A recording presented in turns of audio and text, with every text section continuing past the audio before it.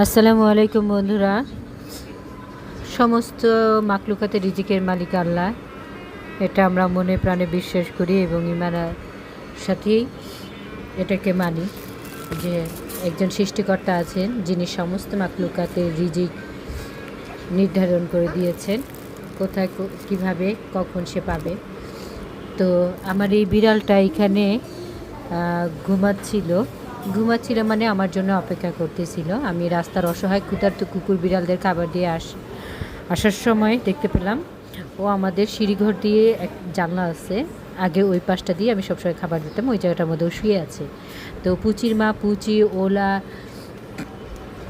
জাম্বুওলা ওরা সবাই এসে খেয়ে গেছে দুপুরে। এখন বাজে বিকেল 5টা।